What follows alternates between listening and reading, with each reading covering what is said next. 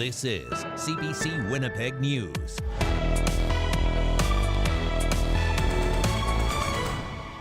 Good evening. Thanks for joining us. The Winnipeg Art Gallery Kalmayuk is holding on to a fake painting, a piece that was believed to be the work of world-renowned Anishinaabe artist Norval Morrisseau.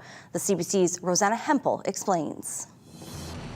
You might recognize the design and style, but this painting is not an authentic Norval Morrisseau work. Astral Plain Scouts was donated to the Winnipeg Art Gallery in 2000. The gallery learned Friday it's one of hundreds of fakes attributed to the late Anishinaabe artist. But CEO Stephen Boris says police alerted them more than 3 years ago. We have 11 works in our collection, but this one specifically was highlighted as a possible fake or forgery. Thunder Bay Police Service has been investigating David Voss and his art forgery operation since 2019. David Voss was the architect of the whole scheme. It started in 1996. Earlier this month, Voss pleaded guilty to running an art fraud ring out of Thunder Bay. Thunder Bay police say they flagged the painting in Winnipeg early on because of the way it was signed. The black dry brush signature on the back of the paintings was identified as a problematic issue with Norval Morrisseau paintings. And so we knew that that painting in particular had that. Wag Kalmayuk says Astral Plain Scouts hasn't been on display since 2013. For now, the painting is being held in storage. Detective Staff Sergeant Jason Ryback says police aren't in a position to seize all of the fraudulent paintings. A, for storage issues, one, and B, we don't know what the courts are actually going to say. So we know where it is. We're not in any position fearful that the Winnipeg Art Gallery is going to go sell it. Stephen Boris says for now they continue to cooperate with the police investigation. He says it's a situation his gallery has never experienced, having a fake or forgery in their collection. The greatest misfortune is the impact of this on the artist's legacy and his family and what that does. But there are many victims, the artist, his family, people that purchased works in good faith from dealers, galleries that accepted works in good faith. Boris says fakes and forgeries aren't anything new in the art world, but the gallery will learn from this. Rosanna Hempel, CBC News, Winnipeg. Homeowners could start paying an increased fee for garbage collection next year. It's to help pay for green carts and kitchen pails ahead of the start of a citywide curbside compost program. But the program isn't expected to start for years to come. CBC's Cameron McLean spoke to one homeowner who says it's disappointing. Right now, this is the only way you can get curbside compost pickup in Winnipeg. Pay a private company to come to your house for about $420 a year. A city-run program is still years away. That doesn't make homeowner Christine Braun very happy. When we moved here from Ottawa 2 years ago, we had curbside compost service for probably about a decade. And so when we got here, I started looking at options. I was surprised that there was no curbside compost in Winnipeg. Winnipeg has debated ways to reduce the amount of waste going to landfills for more than a decade. Last year, Council made the decision to move forward with a city-run residential composting program. A $9 annual fee will go into effect next year to help pay for green carts and kitchen pails. But the program isn't expected to start until 2030. Braun doesn't mind paying the fee, but she wonders why it's taking so long. I would say that it's disappointing that we're not as far ahead as I think other cities are and that we could be. One major obstacle, the city lacks a facility to process the material, is looking for a private contractor to build and operate one, possibly at the Brady Road landfill. In the meantime, the city will partner with Compost Winnipeg, where residents can drop off compost at 4R depots and other locations. Garrett LeBlanc is the lead driver, picking up from households around the city for Compost Winnipeg. It's definitely disappointing that it hasn't been happening already, but the fact that it's happening now is just great. The city looked at ways of getting the program operating by 2026, but a report concluded that would not be feasible. The head of the city's Water and Waste Committee says he supports charging homeowners an increased fee now. At least it gets us going on this project, because otherwise it seems like we're just approving, the concept over and over again and looking at a 6-year implementation time frame. The city's new plan for curbside composting still has to be approved by council next month. Cameron McLean, CBC News, Winnipeg.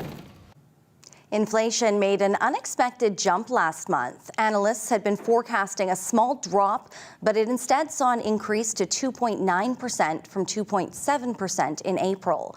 The increase was driven largely by higher prices for services, which were up 4.6%. Higher mortgage and rental costs also contributed. Plus, grocery prices were up for the first time in nearly a year, while gas prices dipped slightly. And inflation has left many of us feeling a pinch on our wallets these days. That includes the cost of filling up our pantries. We sent out community reporter Stanley Vidal to find out how much grocery prices have gone up since last year. And she also found some good tips on how to shop for nutritious foods on a budget. The cost of filling up a grocery cart adds up. With prices rising over the past few years, shoppers may be wondering if there's any relief in sight. Kevin Schmidt is co-owner of Downtown Family Foods. He told me that prices this year have actually been somewhat better than previous years, but it'll still cost you. It's nice to see a little regression when it comes to that, but it's still unfortunate that there's no kind of steady period where people can get used to things. Prices just slowly creep up here and there. Products that go on sale, their sale price is now higher than what it used to be. We did some comparisons between this year's and last year's prices for a few items. Here's what we found across 6 grocery stores in Winnipeg. The price for a beef inside round roast stayed the same at $26.43 per kilogram at several stores, but we did find it recently at one store for $16.51 per kilogram. The price of bananas increased anywhere from 1 cent to 10 cents per pound. It stayed the same at one store at 99 cents, which was the highest price we found. Canned tomatoes without salt increased at all but one store, where it stayed at $1.99 per can. Elsewhere, the increase ranged from 11 cents to 80 cents. With inflation and shrinkflation not going away, making healthy choices at the grocery store might seem a bit overwhelming. So we asked for a bit of help. Andrea Cates is a certified integrative nutritionist and knows her way around a grocery store. I think just like everybody else, I'm really feeling the cost of groceries being so much higher than they were even a couple of years ago. According to Cates, saving money involves doing things like choosing produce that's in season, buying in bulk, and making sure you make use of what you buy so it doesn't go to waste. As well, putting in the time to plan and prepare your own meals by making a shopping list may help you avoid impulse purchases. So when we look at the pre-cut vegetables, like the ones that they have here, well, the convenience factor is up there, right? You just have to take off the wrap and you're good to go. The issue there is you could probably get about 2 or 3 times the amount of food for the same price if you did the work in your kitchen instead of purchasing it at the grocery store. If we have a little bit of forethought with our planning for our food, it's a much, much cheaper process. And so, just as an example, these black beans are $2.49, but you're going to get about 4 or 5 times the amount than what you would from a can. So it's a huge cost savings for just a little bit of extra planning on your part. There's been a lot of issues where I think a lot of people sometimes think that eating healthy means it's more expensive. And there are a lot of different things that we can do at the grocery store level to make sure that that's not the case. For CBC Manitoba, I'm Stanley Vidal. A woman who led a drug network known for selling pink crack cocaine has been sentenced to 10 years in prison. Sandra Guiboche pleaded guilty to conspiring to traffic cocaine. CBC's Bryce Hoy has more. Supporters of Sandra Guiboche cried and gasped in court today as a Winnipeg judge sentenced her to 10 years in a federal penitentiary. Guiboche sat silent in her wheelchair as sheriffs cuffed and wheeled her away. Prosecutors were seeking 10 years for Guiboche, given her history of offenses and use of violence. Her defense lawyers were looking for 7 to 8, saying she'd pleaded guilty, had health issues, and that she wanted to provide a safer alternative to the tainted drugs she saw killing or harming people around her. But today, Manitoba Court of King's Bench Justice Ken Champagne sided with the Crown. He called Guy Bosch the kingpin behind a sophisticated crack operation, saying, quote, "This was her organization and she ruled it with an iron fist. She was the president and CEO. She ran her signature pink crack cocaine business out of 10 properties in North Point Douglas. And that came into the spotlight in 2021 when Winnipeg police arrested Guy Bosch and many others. Undercover officers bought the product from her operation numerous times from what was dubbed her crack shack on Lisgar Avenue. Now, last week in court, Guy Bosch apologized for the damage she caused the community. Champagne said today that despite her remorse, a steep price must be paid by drug kingpins like her. Bryce Hoy, CBC News, Winnipeg. After decades, Paul Maurice finally has his Stanley Cup. And while the Florida sun is shining down on the head coach of the Florida Panthers, a piece of his heart still remains here in Winnipeg. Maurice and the Panthers hoisted Lord Stanley last night, defeating the Edmonton Oilers in Game 7. It's the first cup in the team's franchise history and one Maurice has been chasing. After speaking about how much the win meant and thanking his family, he made a point not to forget about Winnipeg and what almost was in 2018. He guided the team to the Western Conference Finals before they lost to Vegas. He stepped down in 2021, but last night he turned his thoughts to the team he left behind. Well, I was just lucky. You know what? It was. So if I could have one thing more, it would be for the Winnipeg Jets to win the next Stanley Cup.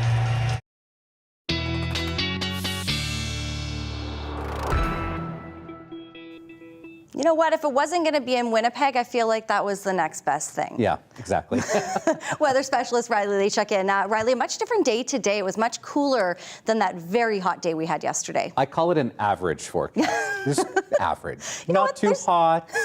Nothing wrong with being rain. average. Yeah, and that's kind of the pattern we're getting into, Brittany. Temperatures long range, below seasonal as we head even into the long weekend. A little bit of weather to talk about tonight, though.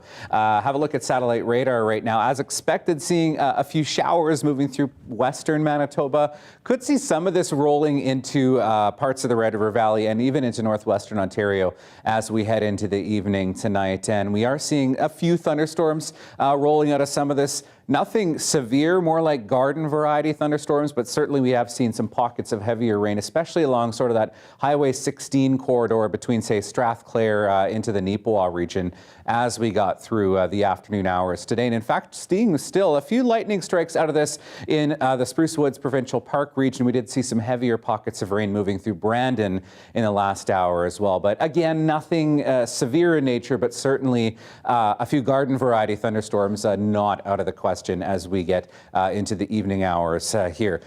As we get into the morning hours on Wednesday, things do clear out, so we're starting mainly sunny for the day tomorrow. A few clouds still hanging around, but not a lot to talk about. The province, for the most part, under a mainly sunny sky for the day tomorrow. Temperatures still a touch below seasonal, but we're looking at sunnier conditions through the day tomorrow. As we get into Thursday, things do start to change. With this cloud deck here building in from the west first thing in the morning, that will bring us some showers to extreme southern parts of the province into the Westman region as we get later into the afternoon. That really doesn't start to make its way into the Red River Valley until about the supper hour and even into the overnight period as we get into Friday morning. You can kind of see the center of that low here as it makes its way along the Canada-U.S. border, bringing us, at least according to this forecast modeling, some heavier pockets of rain as we get into Friday and into the weekend. We start to clear out a bit. I wanted to show you our rain potential for the next 5 days. This is just one forecast model's depiction of what we could see. And yes, again, along the international border, seeing some of those yellows and reds indicating over 50 millimeters of rain. I think that's a little on the high side, but again, this is just one forecast model indication of where we could see the bulk of that rain falling as we get later into the week. 12 degrees overnight in Winnipeg, north winds 15 gusting to 30, which will really drop off as we get into the morning hours tomorrow. 13 first thing in the morning, up to 22 by the time we get to the afternoon, and the rest of the province really looking at temperatures fairly moderate, relatively speaking, 22s in the west. About 20 degrees through northern Manitoba as well. And that's kind of the theme we stick with, Brittany, as we get into the weekend. There's that rain for Friday. And the long weekend sunny, but a little bit cool. All right, thanks, Riley. You're welcome. Staffing shortages continue to plague the healthcare system across the country. Now provincial governments are turning their attention to temporary foreign workers. We'll tell you how they can help straight ahead.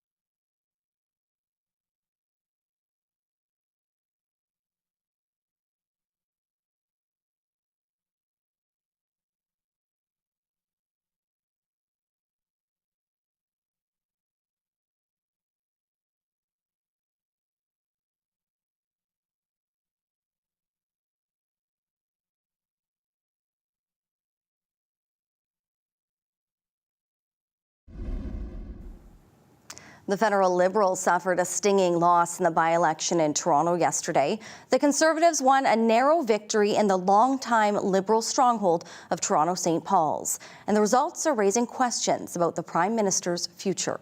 CBC's Ashley Burke has the story. A stunning win for the Conservatives. Candidate Don Stewart turning Toronto St. Paul's blue for the first time in 30 years. I don't think this is the speech anybody thought I'd be making tonight.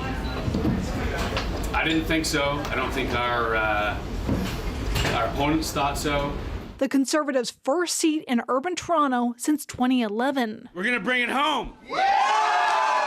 And a surprise victory in the Liberal fortress of Toronto over candidate Leslie Church. Voters say the results send a clear message to her party and its leader. People, generally speaking, are tired of the Trudeau administration. It's time for a change in Canada. You've got to get off the path you're on, or you're going to wreck the party. This was obviously not the result we wanted. The Prime Minister says he hears people's concerns and frustrations. It's clear that I and my entire Liberal team have much more work to do. But experts say these results confirm what the polls have shown for months, that Trudeau and the Liberals are in deep trouble. If they can't win Toronto St. Paul's, they might be battling the Bloc Québécois for official opposition status rather than competing with the Conservatives to form a government if these results are replicated across the country. This is a disappointing result. As the result raised questions about Justin Trudeau's future, publicly members of his caucus are standing behind him. The Prime Minister is committed to leading us into the next election, and he has our support. I know that he'll have to reevaluate and look at the results of last night's by-election and do some reflecting, but that's up to him. Nobody's going to last forever as a politician, but that calculus, that walk in the snow is for him to make, not for me, not for me to push him over in the snowbank. Privately, some Liberal MPs tell CBC News there needs to be a major change in the Liberal Party, and that could mean Trudeau has to go. Ashley Burke, CBC News, Ottawa. The healthcare sector is turning to the temporary foreign worker program to fill jobs. Hospitals, clinics, and care facilities are increasingly using the program to fill persistent staffing shortages in the wake of the pandemic. Paula Duhacek explains. The bulk of the hiring last year was for nurse aides, orderlies, and patient service associates. This is a position that could be known by a few different names depending on where you are in the country, like healthcare aides or personal support workers. We see that there were about 2,500 approvals of those jobs, up from just 16 a few years ago. The data shows there's also growing interest in hiring registered nurses. There were about 600 of those positions approved last year. As for family doctors, there were about 200 of those jobs approved, and one organization we spoke with that runs walk-in clinics across Canada says they've hired 9 family doctors this way. Obviously, we would love if there were more family physicians with permanent residency or citizen status readily available to fill the vacancies that we have right now and provide the much needed primary care to the rest of the Canadians, but unfortunately it's not the case. The demand that we're seeing from patients for access to a family doctor currently far outweighs our supply of physicians that we have that have the capacity to take on additional patients. Now, I'll make a note that not every position approved necessarily gets filled by a temporary foreign worker, but the numbers show there's significant growing interest among healthcare employers in using the program. And some experts say this situation shows just how bad staffing shortages have become, that employers are looking to fill jobs through this program. I think this is another example of the overall healthcare workforce crisis. We see high levels of workload, high levels of burnout, high levels of attrition. And if you can imagine that, that's a vicious circle. And we have to interrupt that in some way, shape, or form. Still, that expert says even though this is one way to deal with staffing shortages, it's not necessarily the best way. And at a broader level, we should be putting more effort into retaining healthcare workers who are already in Canada. Paula Duhacek, CBC News, Calgary. Centenarians are the fastest growing age group in the country. That's according to the latest data from Statistics Canada. Their numbers are poised to increase almost 10 times higher over the next half century. The number of people aged at least 100 more than tripled between 2000 and 2023. Estimates suggest the number of Canadians aged 85 and older will increase threefold over the next 50 years. The rise in longevity can be attributed to improvements in healthcare and medical awareness. Genetics likely plays a key role in most cases. The calm after the storm. Our videographer Gary Solalak captured this rainbow on Highway 6 just south of Warren. Riley is back with the last check on our forecast when we come back.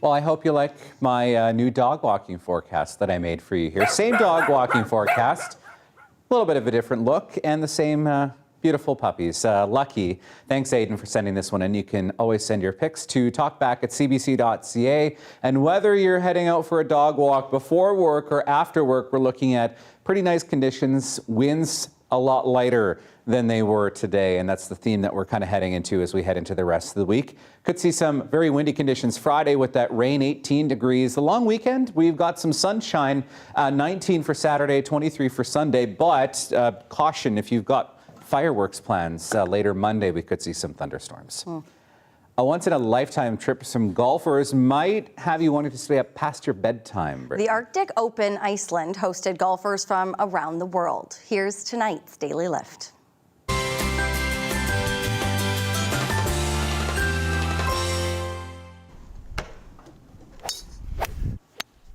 This is quite an experience. I mean, who gets a chance to play in Iceland in the Arctic Open and midnight sun? We were really excited to play midnight golf, and we stumbled upon the Arctic Open. And, here we are at 2 a.m. We're still playing. It's amazing out. It's not too cold, so we're having a blast. During the summer months in northern Iceland, the sun stays in the sky for 24 hours a day. That made it possible to hit the links in the middle of the night and still see where your ball is headed. Players say it is a very unique competition with snow-capped mountains on the horizon while the sun shone bright all night. And fun fact, this video was actually shot at 2 a.m. Oh my goodness. Not 2 p.m. See, I'm more likely to get up at 2 a.m. than I am to stay up, but good for them. That would be a cool thing to do. It looks like a lot of fun. Probably also costs a lot of money. Well, it may have been an average forecast. We hope you have an above average evening. Have a wonderful night. We'll see you back tomorrow.